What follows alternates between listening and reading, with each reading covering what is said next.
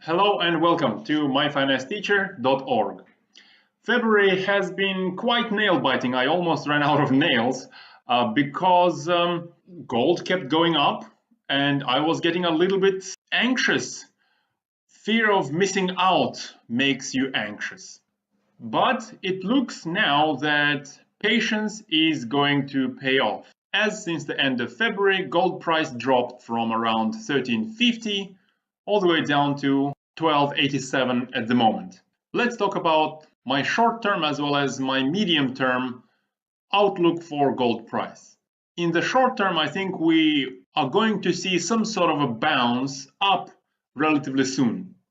Let's have a look at the reasons for that. One of the reasons is the general duration for daily cycles in gold. Within the current intermediate cycle, daily cycles lasted for about 42, 47, and 69 days. The current one has been going on for 45 days, so relatively soon it will be due for a finish and a bounce within a new daily cycle. Additionally, the 14-day RSI is getting close to oversold levels. It's not there yet, but it will get there soon.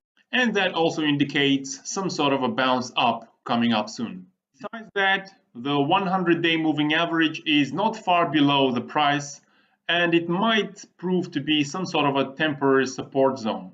It's at about 1275 at the moment. So the gold price might continue sliding down for another few days, but I do expect some sort of a short-term bounce. Another factor that points to a possible short-term bounce soon is the Fibonacci retracement. The price has already retraced 38% of the rally since August last year, and either 38, 50 or 62% retracements are often support and resistance zones.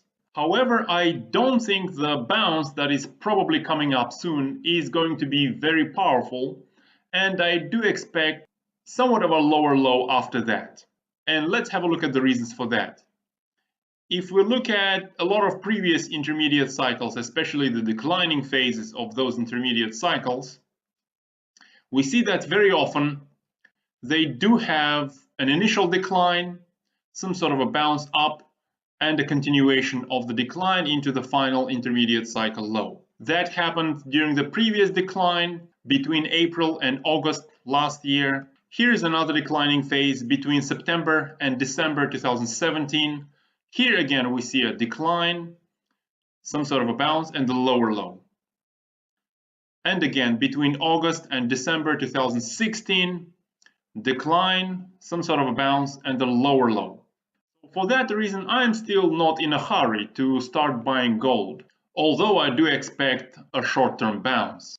I don't think this bounce is going to break above 1310, as that has been a support resistance zone for quite a long time, and the following lower low might be somewhere between 1240 and 1260. The reasons for that is that there are several support zones. Firstly, the 62% Fibonacci retracement is at about 1240 range. This previous high in October, November last year, as well as the 200-day moving average, are both at about 1250, 1260 area. So anywhere between 1240 and 1260 might be the support zone where we are going to see the lower low over the next few weeks. After that, I expect a new intermediate cycle to start with an advancing phase and likely with a relatively strong rally. Here, looking at the weekly chart of gold, remember that ascending triangle.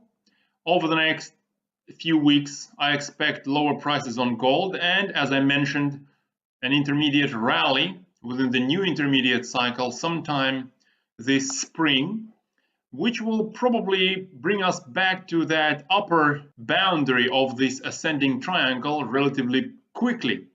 By then, I think it will be time for that short-term daily cycle to enter into some sort of a cool-off declining phase. And the most interesting question is whether the continued advancing phase of the intermediate cycle that will probably start relatively soon will finally break significantly higher above 1370, 1380. I think it has a good chance of doing that and bringing us above 1400. However, I'm not extremely confident on that, as summer is usually not the best time for gold price.